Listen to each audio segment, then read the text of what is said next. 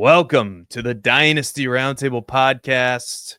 We are back, and tonight's going to be a fun episode because we were talking about ideas for episodes, and just for full transparency, I think they recorded this last night, but at Fantasy Pros, they've been doing the hot takes, like the hot ones episode. So tonight we thought we would give you our 10 hottest takes for, I guess, both redraft and dynasty. So you get 2 for 1 here, but we're going to focus on dynasty for the sake of this conversation because it is the Dynasty Roundtable. So 10 of our hottest takes coming right at you, full heat and everything. I don't even know what that means, but Matt Babich, how's it going? How are you doing tonight? What's happening? I'm doing phenomenal. I've been very excited for this particular topic because if there's anything as dynasty analysts or fantasy analysts that we don't really have to worry about getting wrong, it's hot takes. It's bold takes because that's why they're bold. We don't have to get them right. But the point is, we're going to be directionally correct. Yeah. What? We want to get them right, though, right? We want to get them right, but the whole point is like exactly what you're going to say about a particular player. It's not about the bold take itself. It's about what it means if it does become true or if it comes close to coming true. So if we have a particular wide receiver we think is going to finish as the wide receiver overall number 1 on the year this year, what does that say in dynasty if that wide receiver is, 5, 6, 7 or 4, in the overall ranks? So we can kind of give a seasonal bold take, tie it into dynasty, and we get the best of both worlds. We got the Hall of Fame game tonight. Football is back, and we get to celebrate it by getting a little crazy, as we tend to do when preseason gets on our TVs. Yeah, I think that's really well said, and I think it's possible to be good with your process, but then, once the season starts, all bets are off, and who knows what's going to happen with injuries, with coaches making stupid decisions. I can't tell you how many times I thought a player with a specific skill set would be perfect in a situation, and then the coach is just like, no, I'm going to run out the old crusty veteran when I shouldn't do that. But anyway, so that definitely could happen, but we're just going to lay it out there on the table tonight, and we're going to start with you, Mr. Babich, as I bring up this graphic here. TreVeyon Henderson tops 70 receptions and finishes top 3 in the category as a rookie. So top 3 in receptions amongst amongst running backs, amongst all running backs this year. So back up this hot take because I do think it's pretty spicy. So lay it on me. So this really has kind of everything to do with Josh McDaniels. So as we know, Josh McDaniels back in New England, and he truly has a history of getting the most out of true pass catching running back. So I find it interesting that despite us needing a receiver in the second round, he decides and the organization decides to go for a back in TreVeyon Henderson, who is not only a true utility pass catching back like we've seen heavily utilized in the New England system of previous seasons, particularly in the first regime era, or I guess second era of Josh McDaniels, because he left to be Denver's head coach for a little bit. That didn't work out. And then he went back to New England. And when he went back to New England, I'm going to start in 2015, a few years into that second stint, we see exactly how he treated the running back position. So James White was 4th on the team in 2015 in receptions with 40. He had 54 targets. That is with Dion Lewis on the team having 50 targets and 36 receptions. And the field was a little bit muddied, but we had Edelman with 88 targets, Amendola with 87 targets. They had some injury history there. And then Gronkowski with 120 targets.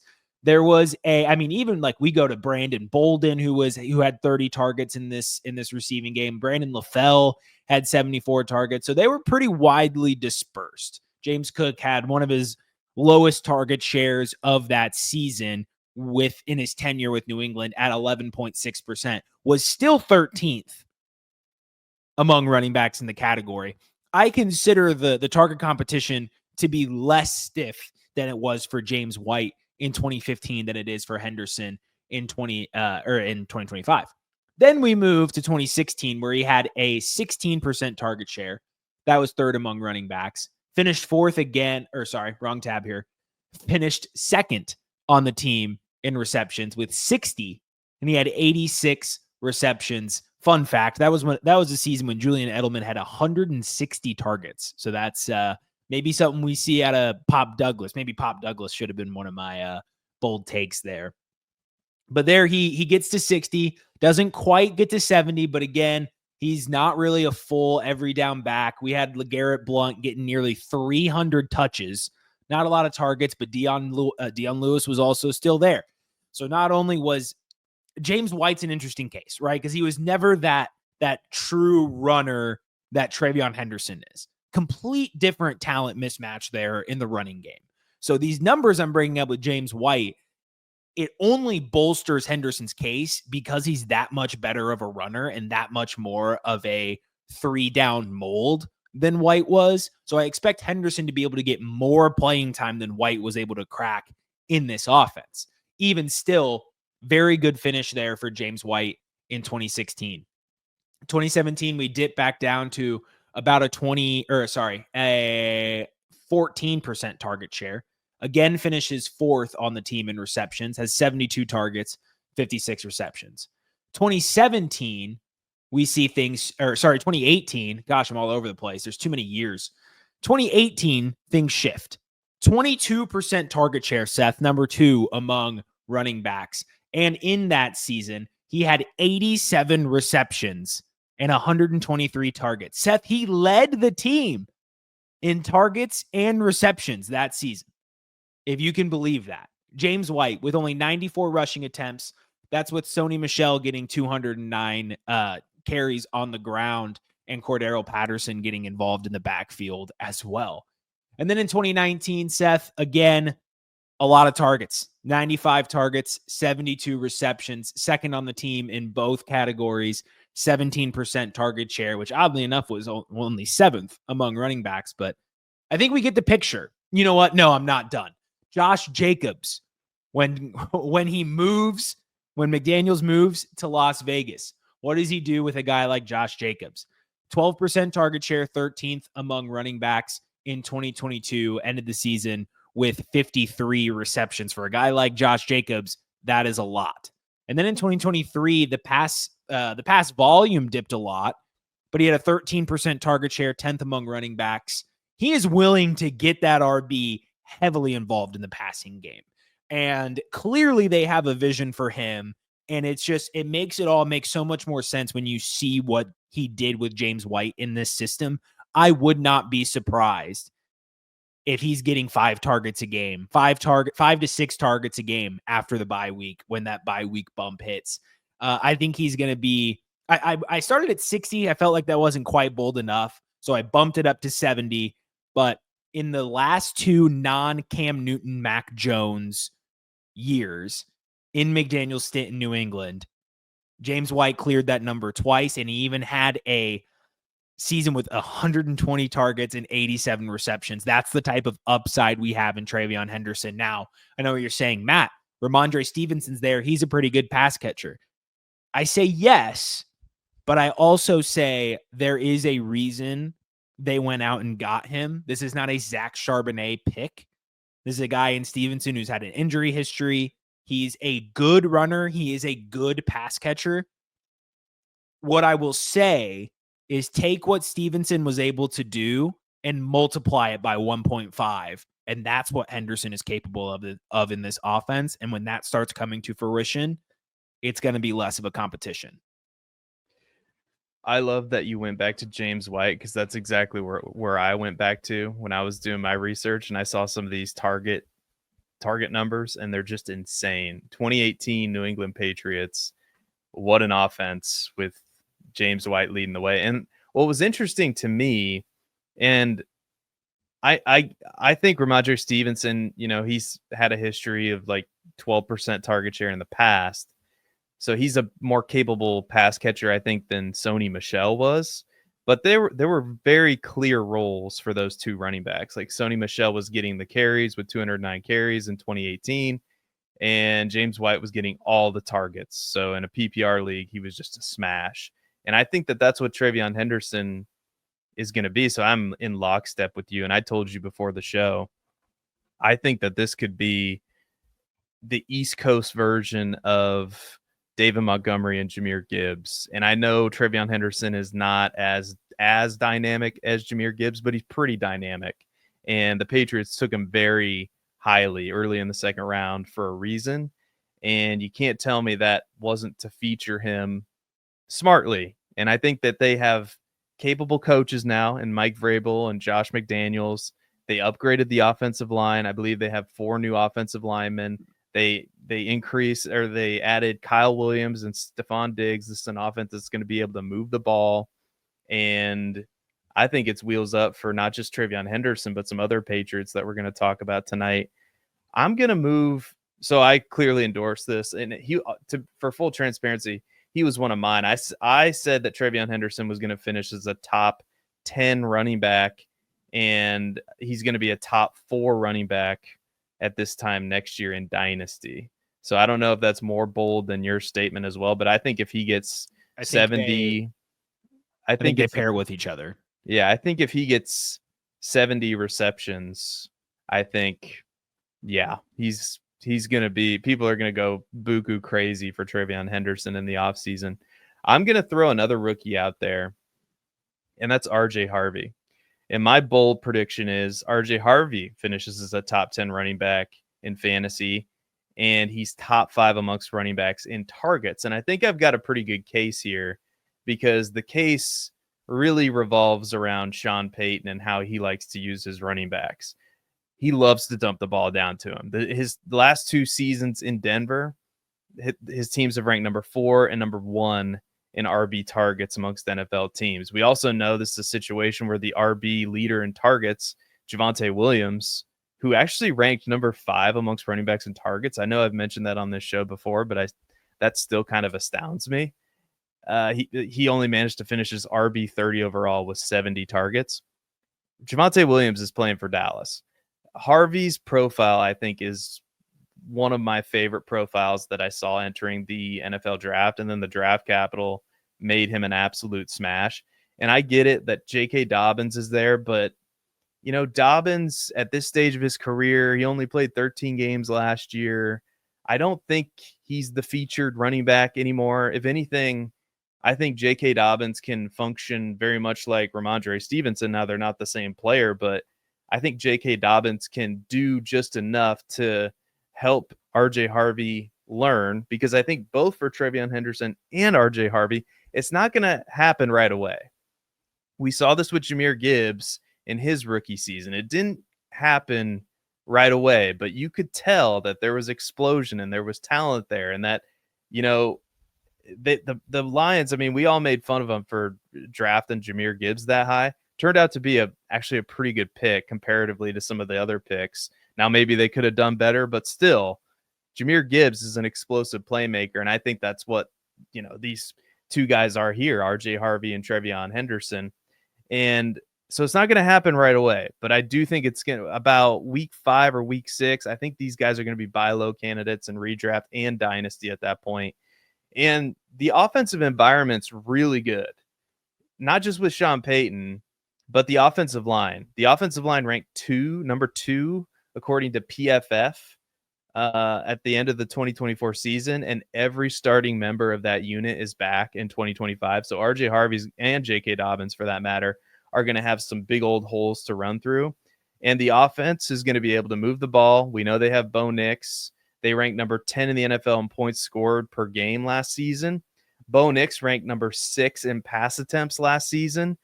And the defense was good. So if you're worried about the defense being good, because the defense last year was number 3 in points allowed per game, yes, the defense is going to be good. But Sean Payton, I got news for you. He don't care. He's going to throw the ball. All of it points toward the featured member of the team's backfield, and a potential fantasy mega producer in year 1 is going to be RJ Harvey. What do you think? What's your opinion of that take? I love it. Harvey, like you, as I was a little bit later on the train as a prospect, but definitely came aboard well before the NFL draft. And certainly when he landed in Denver, it was essentially the nuts landing spot for him as a player. So I'm all aboard this take. And I think top 5 in targets, especially, is honestly, Seth. I don't know if the top 5 in targets, I don't know if it's that bold. That's my take there. All right. Let us know in the chat if you think it's bold. Let us know what your bold takes are. From a consensus standpoint, it's bold, but I think this is more within the range of outcomes than TreVeyon Henderson, just strictly due to competition in the backfield. All right. Well, let's get to another running back. We're starting off with the running backs today, and let's talk about Brashard Smith. So your hot take is Brashard Smith leads the Kansas City backfield in targets and cracks 50 receptions. That's pretty hot. I'm not gonna lie. That is scorching white hot. That is I don't know what I think it's purple is the hottest color of a fire or something like that. I think so. We're in the purple flames with this take. So sell me on Brashard Smith because I love it, because I love Brashard Smith. We both do. And I do think if there's a team that would do this, it would be Kansas City, because they've done it. I mean, I look at Isaiah Pacheco, 7th round pick. So, but you have Isaiah Pacheco there, and Kareem Hunt is old and crusty, but they trust him. So sell me on this. Yeah. So speaking of old and crusty, I mean, Jerick McKinnon in 2022, he had played in the NFL for 6 years already, never really cracked out a major role, and was right around 30 years old in 2022 when he was on the Kansas City Chiefs. So a 30-year-old McKinnon with health issues, pretty much discarded from the NFL. The Chiefs picked him up and gave him 70 targets, and he got 56 receptions out of it. 71 targets, 56 receptions, 512 receiving yards. That was good enough to be 3rd on the team. And then you look at what has happened after that. Really, they haven't had anyone to fill that void. It's been kind of Pacheco, but he hasn't done it with a great degree of success. So in 2023, Pacheco had 44 receptions, which coincidentally also 3rd on the team. So given the history of the Chiefs, what makes this even more scorching, if it were possible, is that given the history of the Kansas City Chiefs post Tyreek Hill, 50 receptions is pretty much putting him 3rd on the team in receptions on the season, which for a 7th round draft pick and a either 5th round or undrafted rookie draft candidate and a basically undrafted redraft candidate, or maybe 18th, 20th round, whatever you're in, that's asinine. Like asinine to be predicting 50 receptions. I don't think it's that crazy, because if he plays 16 games, Seth, that is, let me do the math here quick. We're at again. That's about 3 a game. I don't think that's crazy. If Pacheco misses time, especially, I don't think that's crazy at all. I don't know if you're able to pull up the video tweet that I had for this, but hold on. If we're able to see it, the broad gist of what it's going to get at is this dude is going to be a problem for linebackers. And he, being a receiver and then transitioning to a running back, he obviously has the chops. And he kind of mirrors Jerick McKinnon a lot, to where he's an explosive runner, not necessarily the purest runner, but for someone who had just learned the position, a la Tyrone Tracy, looked incredible for how young he was at the position. He has so much juice and electricity when he runs, and getting him matched up against linebackers is going to be a joke. He's going to be torching them all day. He's getting reps with the ones relatively consistently. They want to work him in, and he's lining up in the slot in red zone drills, caught a pass from Patrick Mahomes for a touchdown in team drills. I mean, he breezes by this backer with ease. The things that they're going to be able to do with this offense with Brashard Smith involved are things that we haven't seen this Kansas City offense be able to do. He's going to add that much extra versatility into this game. I really don't think it's crazy if he proves that he can hang around in this offense like Tyrone Tracy did in the Giants. I don't see any reason why he can't get enough playing time because Pacheco was the starting, true running back in 2022, and McKinnon had all those receptions. And Pacheco was just this little unknown rookie at the time. So funny how the turntables, and now we have this little unknown rookie who comes in and fits a need that the Kansas City Chiefs have. Why not, Seth? Why not?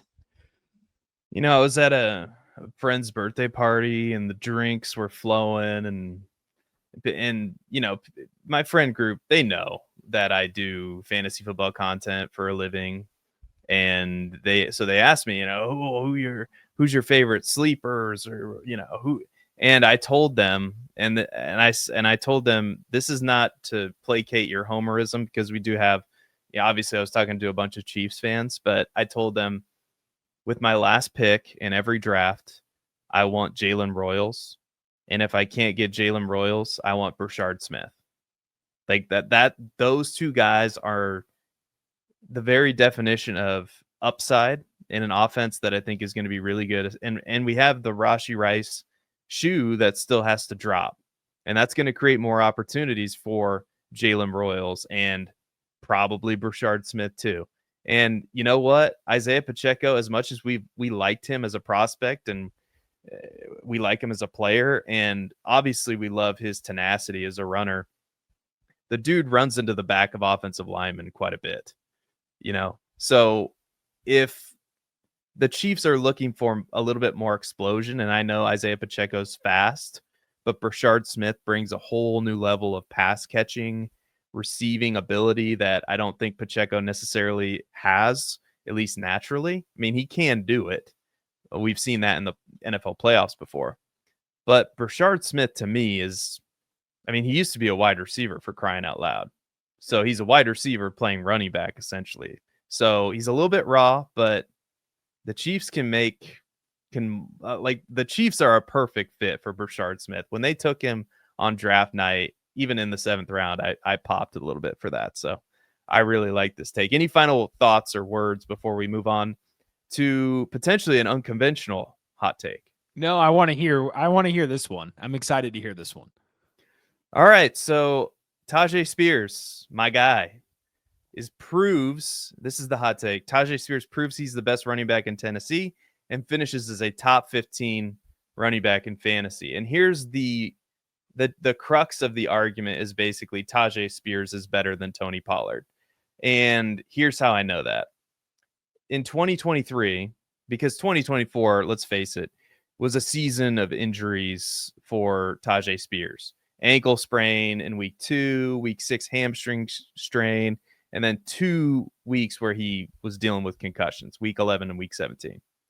But in 2023, with this guy named Derrick Henry in the backfield, you remember, right? You remember when Derrick Henry was playing with Tennessee I remember. all that time ago?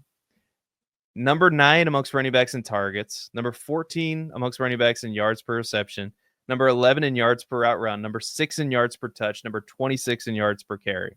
The problem was he had a Derrick Henry-sized boulder in his way, and he couldn't quite ever get enough opportunities to be, viable on a weekly basis. But he had his moments, like in week 5 against the Colts, 16.9 fantasy points, RB5 on the week. Weeks 14 against Miami that season, 17.8 fantasy points, RB13 on the week, or on that week. Again, nothing really for fantasy gamers to sink their teeth into. Now, I will admit that injuries are going to be a factor this season as well. And don't forget that he's playing without an ACL on one of his knees, which is a ticking time bomb, but I'm betting that that's not going to go off this year. Given his ADP, man, Spears is a running back that profiles as a new age guy in the sense that he's smaller, but can catch passes. That's a theme of mine. Those are running backs that I look to target always, especially in PPR leagues. His ADP, let's face it, would be higher if Tony Pollard was a different kind of player, because Pollard can do a lot of what Spears can do, but he doesn't do it as well. Last season, Pollard ranked number 40 in true yards per carry, number 30 in yards per reception, number 42 in yards per touch. And Pollard got the bulk of the opportunities until the end of the season. until the fantasy playoffs, when you needed them the most, the Titans started to shift the other way. Spears started to show that he was the better running back once he finally was healthy for a decent stretch of games. And from weeks 15 to 17, here we go. Week 15 against Cincinnati, 27.2 fantasy points. Week 16 against Indianapolis, 21.6 fantasy points. And week 17 against Jacksonville, 13.3 fantasy points. In each and every one of those weeks, he was a top 12 running back. And in that week 15 game, he was RB3 on the week. In all three of those weeks, Spears saw a higher snap share than Tony Pollard. And Pollard didn't play in week 17's game against Jacksonville, to be fair. But simply put, if you put Tony Pollard up against Tyjae Spears and you say go from a talent profile perspective, from an analytical perspective, any sort of outside of injuries, maybe Pollard has him in injuries, like concern. Tyjae Spears is the better running back. And if he actually gets a legitimate chance to be the starting running back, and again, that's what I'm banking on, because it's probably going to be a 50-50 split. But if it tips even 55-45, I've got a good shot at this. And Tyjae Spears is a guy that I'm going to be targeting in all my redraft leagues, because the upside, we saw it in the fantasy playoffs last year. That's what it is. That's what it is. So what are your thoughts? And I'm targeting him in every dynasty league too, because again, he's more of a he's tricky in the sense that he's probably more of a short-term handcuff asset, but I still like him. This is as spicy as Brashard Smith, 50 receptions, top 15. Yeah, this is my hottest take for sure. You're not giving Pollard enough credit for having an ankle injury in week 14. So like you just used, in the lens I'm viewing this through, you just used injuries to discount a lot of Spears' last season.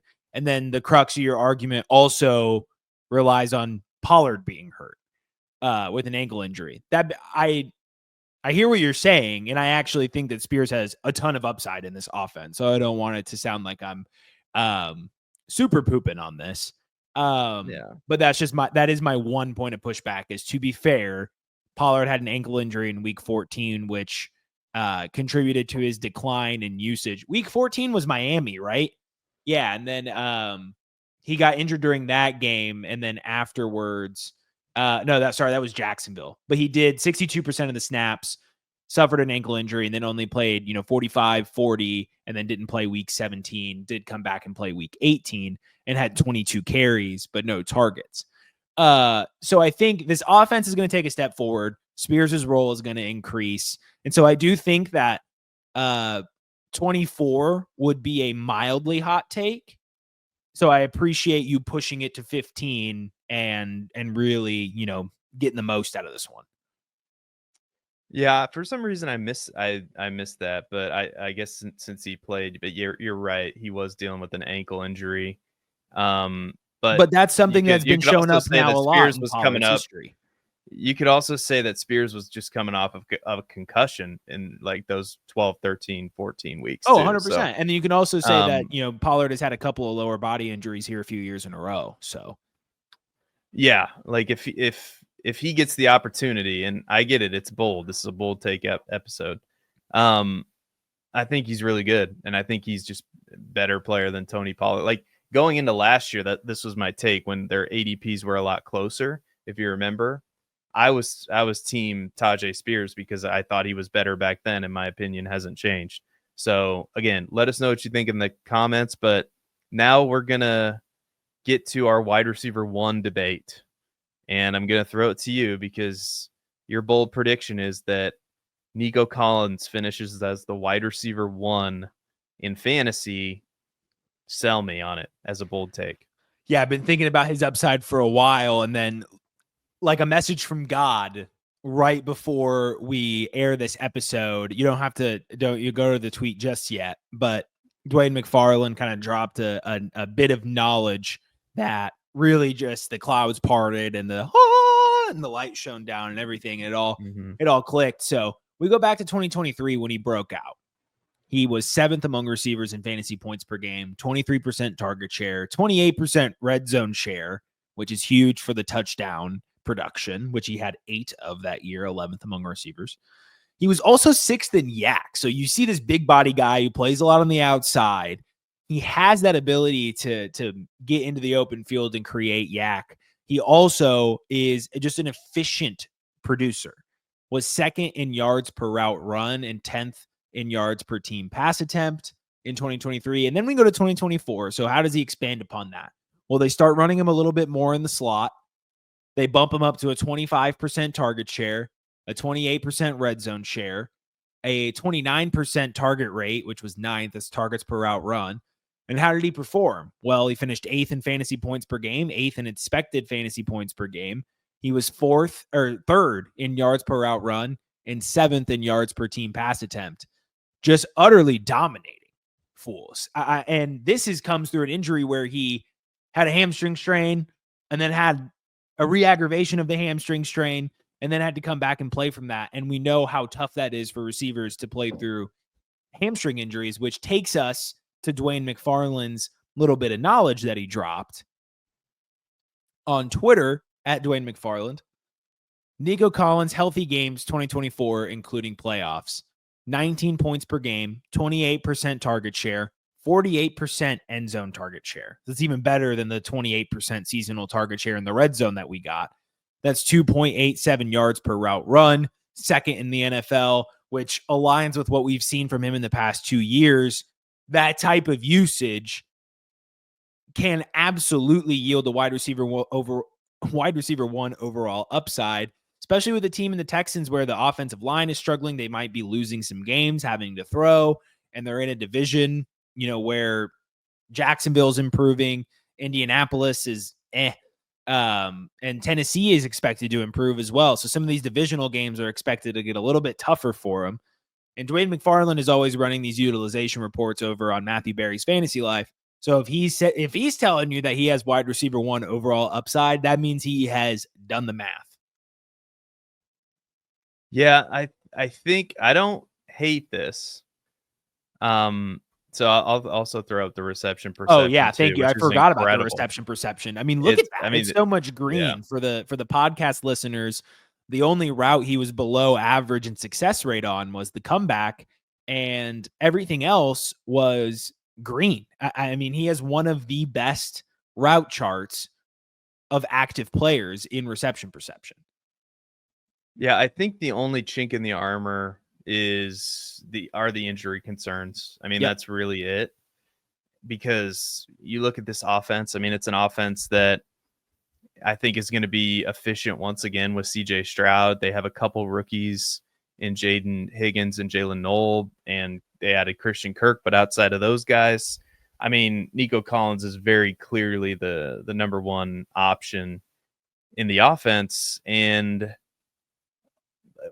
I think it's going to come down to that. Obviously he's going to have a chance because the last 2 years he's finished as the wide receiver 7, wide receiver 8 in fantasy points per game. If he would have stayed healthy, he probably he would have had a chance at the wide receiver 1 overall. So that's what it's going to come down to for me. So for my money, I don't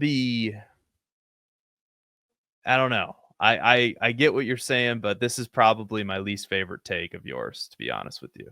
Not that I don't like it, but I like my take a lot better. So any final thoughts to go to before we go to my take? No, I'll wait till the end of your next take to give you my thoughts. All right. So if you don't know already, if you've been living under a rock and not watching our show, you probably don't understand how much I love Malik Nabers. But my bold take, and this is not news to anybody, is Malik Nabers finishes as the wide receiver 1. And I'm going to throw the caveat on this, is the 101 in all redraft leagues by consensus next season. So I'm taking your Nico Collins wide receiver 1, and I'll raise you that Malik Nabers is going to be the 101. And I've said a lot of this already, but so I'll go over the cliff notes. Last season, Malik Nabers finishes the wide receiver 6 in fantasy points per game. He was number 2 in targets. he was number 1 amongst wide receivers in target share. And when you break down his rookie season, how it compared to Jamar Chase's rookie season, Justin Jefferson's rookie season, he was better than those guys in their rookie seasons with a far worse situation, with Daniel Jones, Drew Lock, and Tommy DeVito throwing 15 total touchdown passes last year, which he caught 7 of those. Now, I get it. Every detractor from Malik Nabers is saying, "Oh, the situation's no good. Oh, the situation was as bad as it gets last year." And now they have Russell Wilson, who, if you extrapolate his season out, would have thrown for 25 touchdowns. That's more than 15. Like, he played in 11 games. I get it last year. Wilson also ranked number 2 in deep ball completion percentage. And Malik Nabers likes to run deep routes. He was number 5 in deep targets last year. So if you ask me, I think that's a good match schematically. But if Russell Wilson stinks, there's Jameis Winston. And last season with Jameis Winston, Jerry Jeudy averaged 21 fantasy points per game when Jameis Winston was under center. So, and we have compartments on this Titanic. Like, if the ship is sinking, we can bring in Jameis Winston or Jackson Dart, who has a lot of upside. They also have the toughest schedule in the NFL. So they're not going to be playing ahead ever. They're going to have to throw the ball a lot. And they're going to be throwing it to Malik Nabers because they didn't add anybody in the offseason. Nobody. They still have the same crew. Darius Slayton, Wan'Dale Robinson, Zach Pascal, Jalen Hyatt, Amir Smith-Marset. Which of those guys is as good as Jaden Higgins or Jalen Noel or Christian Kirk? Maybe Wan'Dale Robinson? Maybe. Am I disrespecting Darius Slayton? I don't think so. And then you go to tight end. It's Theo Johnson and Daniel Bellinger and Chris Manhertz. The old Chris, you can't forget about him. And so what's stopping him from getting the same target share that he got last year in a much better situation? And if you want to poo-poo the situation and go, "Oh, the Giants are going to suck. Oh, Russell Wilson's terrible." Well, then I don't know what to tell you, because Tommy DeVito's pretty darn. Where's Tommy DeVito playing these days? With the Iowa Barnstormers? He started games for the Giants last year. Instead of Tommy DeVito, potentially, you're going to have Jameis Winston. If you're telling me those situations are the same, you're out of your goddamn mind. You're out of your goddamn mind. They're going to be more competitive. They're going to be more competitive than they were last season. Russell Wilson's going to slow the game down. And Malik Nabers is just going to get doubled the shit out of every single game. Defenses are just going to double. Why did he get doubled last year? Because they were down by 25 points. They're going to be down 25 again. I promise you they're not going to be nearly as bad as they were last year. It's the toughest schedule in the NFL. We think so right now. Do you have any data that suggests that strength of schedule preseason actually ends up mattering at all? Probably, yeah. I mean, I don't have time to look it up right now. You said probably. Well, yeah, I mean, it's a lot better. I mean, it's a lot worse than the 49ers schedule. But would you rather face opponents that had a greater winning percentage last year, or opponents that have a worse winning percentage last year? I mean, that's where we are right now. At face value, just go and look at other receivers' historical rates. A 35% target share and a 31% target rate are not sustainable. So I'm combating your main point of what's stopping him from getting the same target share as last year. Defense is probably not going to accept getting beat by Malik Nabers this year. They're going to make Russell Wilson check down to Wan'Dale Robinson or throw it into tight coverage for Darius Slayton. Like, we lived in an age where Cooper Kupp was getting bracketed. And this was a competitive Rams team, albeit, but just because they're up, doesn't mean defenses are up, doesn't mean they're not going to just sit there and take the disrespect of Malik Nabers doing this to him. Granted, I'm really only taking this harsh of a defense because you said you didn't really like my take. That's the only reason I'm doing this, admittedly, because obviously I think that Malik Nabers has this potential in him. I don't know if I think 101 is where the spiciness kicks in, because I don't know if you can talk about the situation all you want. But if that situation doesn't improve, the masses aren't drafting him over Jamar Chase. If JJ McCarthy proves to be what you think he can be, they're probably not going to draft him over Justin Jefferson either. Maybe like 103, like depending on where like Bijan finishes and like what happens there. But I think wide receiver 1 and like top 4, top 3 in ADP next year is relatively warm. Yeah. And then also another really good reception perception chart. I only took a harsh defense just because you didn't like my Nico Collins take. So I had to get defensive a little bit. No, I hear you.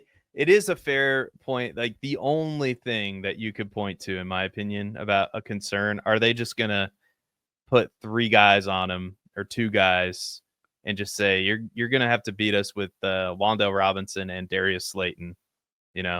I mean, maybe he gets doubled and tripled every time. But if there's a wide receiver that I think could make chicken salad out of chicken, what?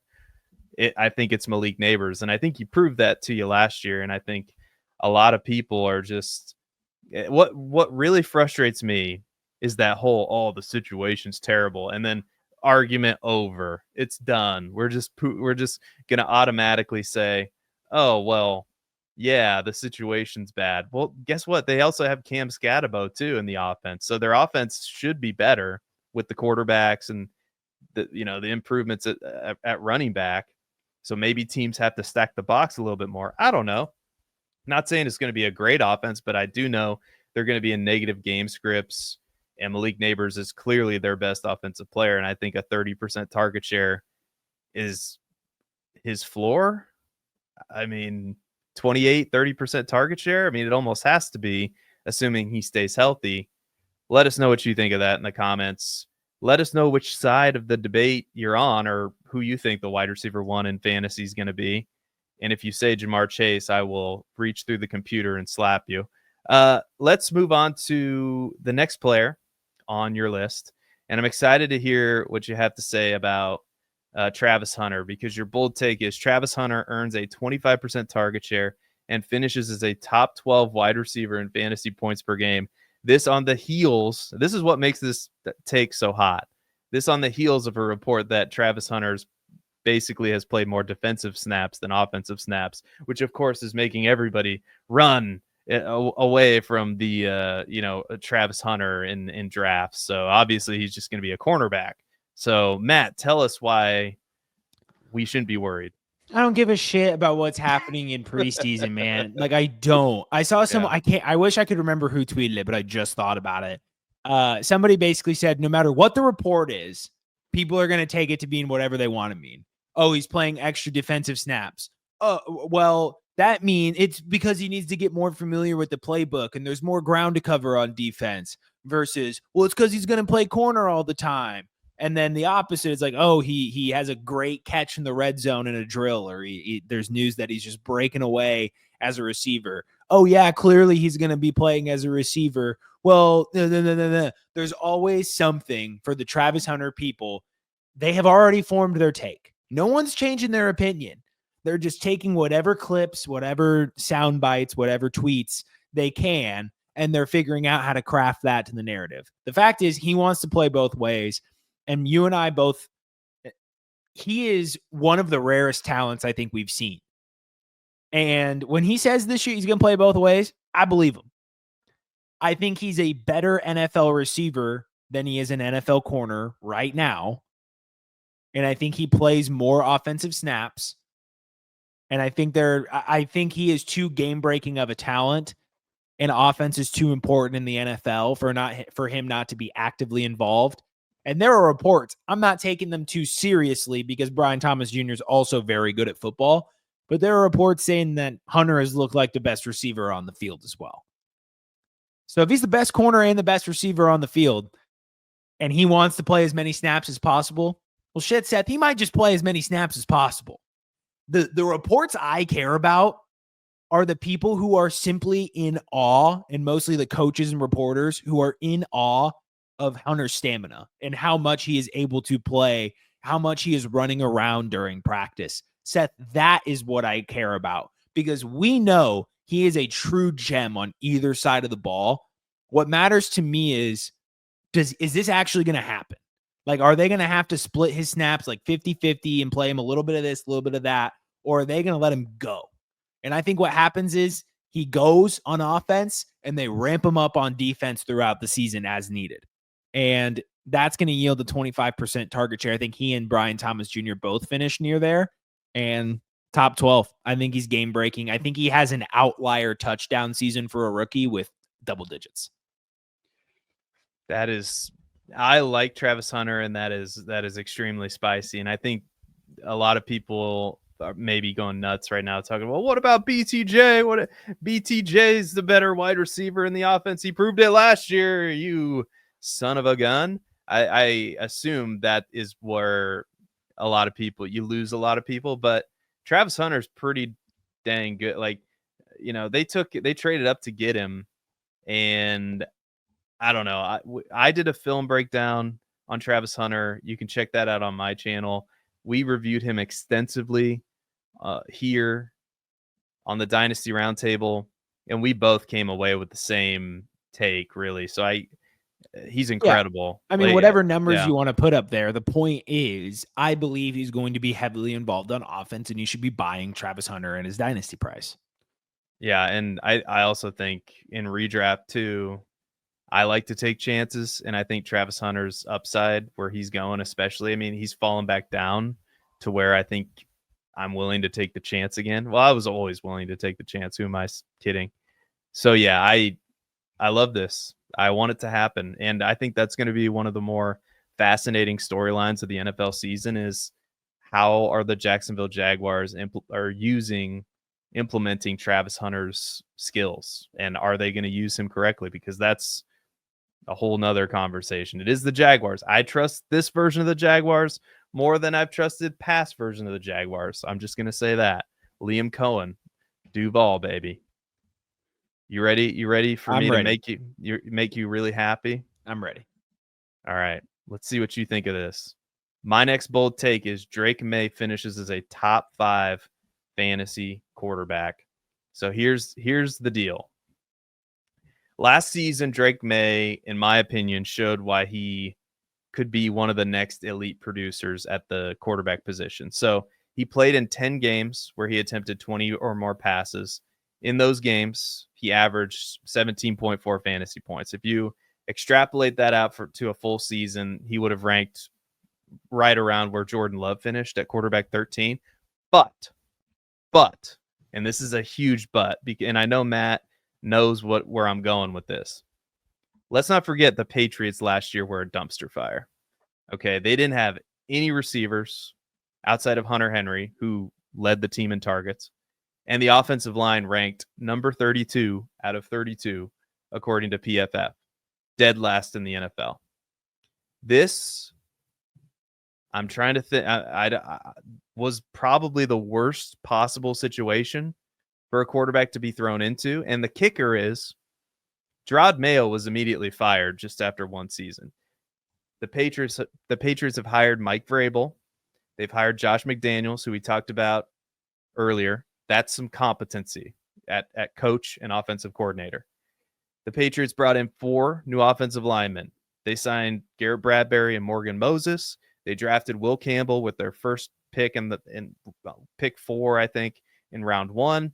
And center Jared Wilson. Now, the unit's not going to be as good as some of the elite units in the NFL, but I think it's got a chance to be average, maybe slightly below average. And we talked about they added Stephon Diggs. I also love Kyle Williams, by the way. I could have crafted a bold take on Kyle Williams for sure. All of these improvements are going to help Drake Maye elevate what he can be for fantasy football in 2025. And all of that to say, we haven't even touched on the best part yet. The best part is the rushing upside. And this is the fuel that really sends this take to the moon. Last season, in essentially playing 10 games, he ran the ball 54 times. That was number 16 amongst quarterbacks. And he rushed for 421 yards, number 9 amongst quarterbacks. and he only rushed for 2 touchdowns. If we get a full 17 game season with that kind of rushing production, this is what it could look like. 92 rushing attempts, just a hair over 700 yards, and then the touchdowns. And this is where I think he could propel himself into a Josh Allen light territory. I think Drake Maye has the body type where New England's going to say, you know what, we're going to design some plays for you near the goal line. And if you're running around, like you just go ahead and run into the end zone. You know, like he's big. He's a big quarterback now. He can move.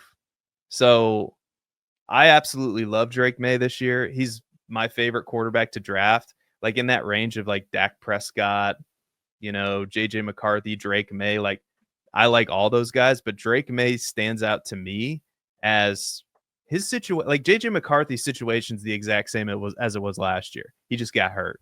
Drake Maye's situation has improved a lot more than I think people realize.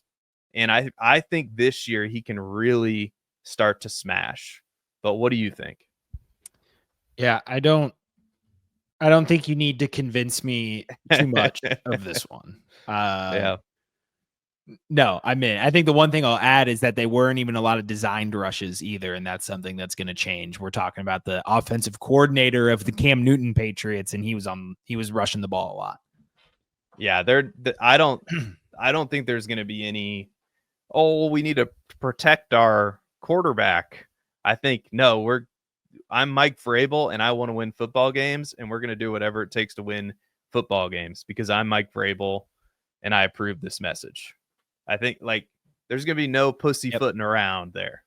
I love Mike Vrabel. I wish the Bears would have. Well, we got Ben Johnson, so I'm happy with that too.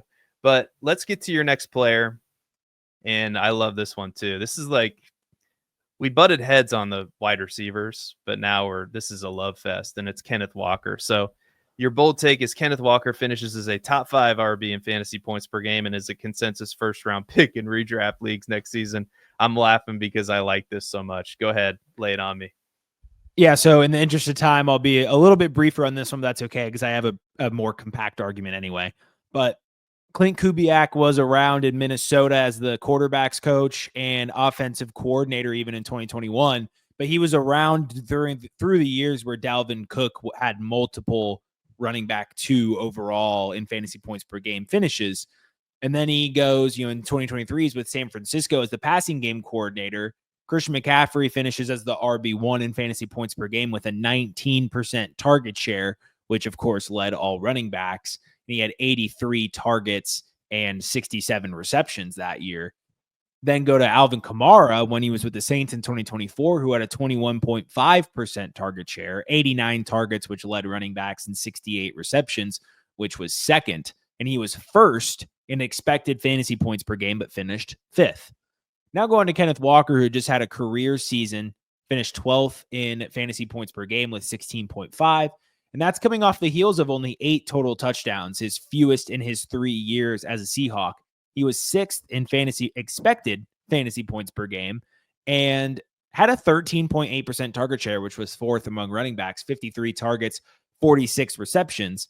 So in an offense which we expect to be a little bit more fundamentally sound, a more real offense in 2024, say what you want about Sam Darnold, but I think the overall health of this offense is better than it was last year with Jackson Smith and Jigba. Hopefully we can get something out of Cooper Kupp. That might be an issue of the offense if he truly is dust.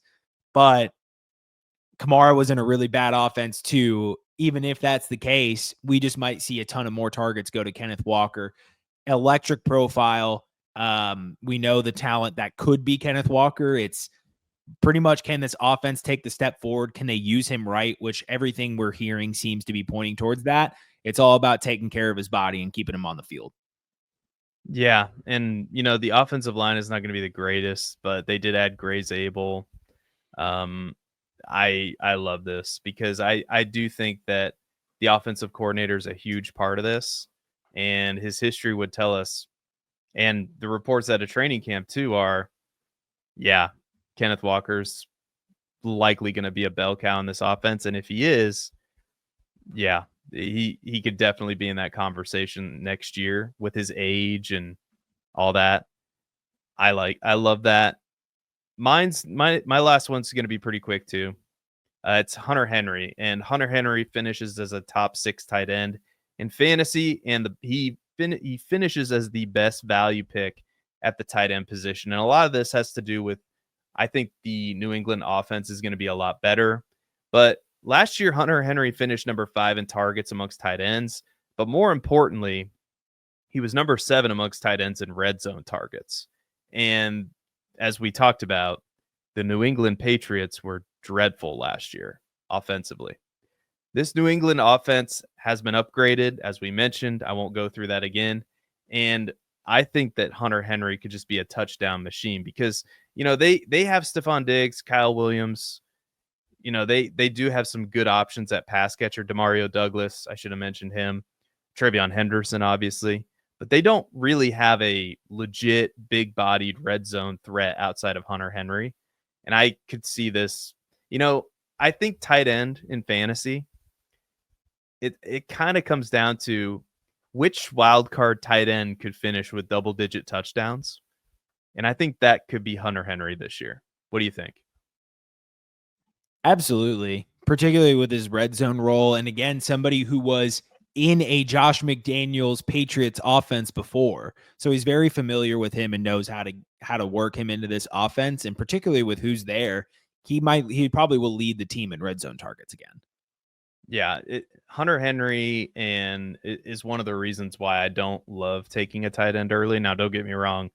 If Trey McBride and Brock Bowers fall in redraft, I'll take them. And again, I don't know why I'm talking redraft in on a dynasty show, but you get what I'm saying. I think Hunter Henry, for that reason, is a massive buy in dynasty. And all these players, in my opinion, are massive buys in dynasty. But let us know what you think in the comments. Let us know what your bold takes are. Matt Babich, we did it. Any final thoughts? Any words of wisdom? Anything you want to say before we end the program tonight? I'm going to use my platform to warn our viewers against buying from Pottery Barn. We bought a coffee table. It took them a month to get it there. It was an overpriced coffee table, I might add. And they shipped the wrong color. I called them. They said, actually, this is out of stock, but it's going to be in stock here in about a month, and then we'll ship it to you. So I said, okay. And 4 months later, I never heard anything back. So we're at month 5 without having the right object. And then I called customer support, waited for 2 hours to have a pretty bad resolution. And I have to keep the wrong coffee table, and then I have to stain it. So just don't buy from Pottery Barn. I'm going to use my platform to go to Wayfair. Don't go direct to the outlet. Go somewhere where it's cheaper. And that way, if you get a bad experience, at least, you kind of get what you pay for. I have 2 thoughts. Number 1, there cannot be many people still working for Pottery Barn, right? Oh, they're like 4 different companies now, like all rolled up into one. It's like, I think it's West Elm is like the main thing. And then Williams Sonoma and Pottery Barn are the 2 big like sub companies there. So, okay. Yeah, you're probably right. And the second point I want to make is they really just told you to basically like deal with it. And did they really say that? Well, they threw me a loop as to like they were going to give me a credit, right? They were going to give me a credit back on my credit card. I told them, first of all, am I crazy? Let me know in the comments if I'm crazy for wanting that for free.